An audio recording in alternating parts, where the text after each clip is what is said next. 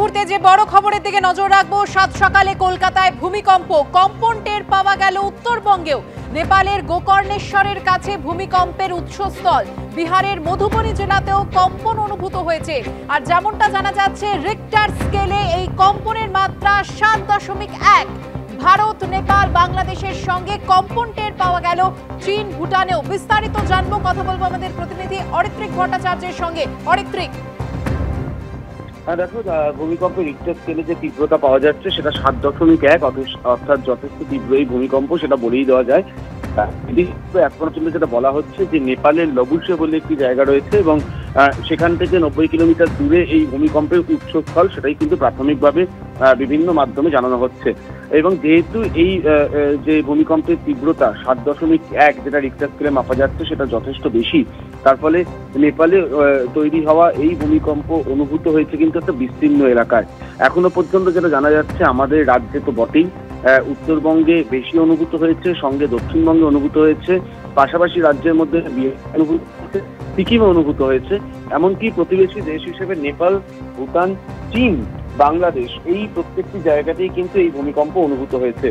এখনো পর্যন্ত যেটা প্রাথমিকভাবে বলা হচ্ছে, এই ভূমিকম্পের যে কেন্দ্র সেটা ভূপৃষ্ঠ থেকে 10 কিলোমিটার গভীরে, আর উপকেন্দ্র যেটা বলা হচ্ছে লবুচে, এই জায়গাটির নাম নেপালের, সেই এলাকা থেকে এই ভূমিকম্পের উৎপত্তি।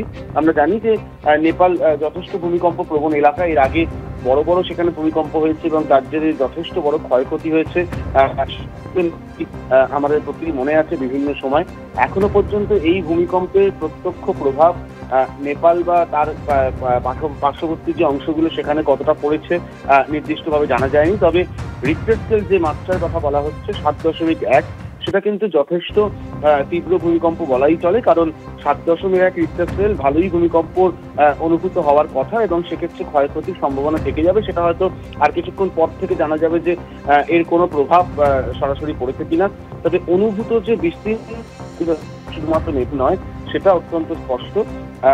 এবং এই যে মূল যে সময়টা বলা হচ্ছে 6:35, আজকে সকালে, অর্থাৎ 8 ঘন্টারও কম সময় আগে 6:35-এর সময় এটা অনুভূত হয়েছে এবং একটা বড় সময় জুড়ে অনেকেই কিন্তু এই ভূমিকম্প অনুভব করেছেন এবং নেপালে ভূমিকম্প, সেটা প্রায় দক্ষিণবঙ্গ অব্দি তার প্রভাব বোঝা গেছে। কলকাতা থেকেও স্পষ্ট প্রভাব বোঝা গেছে।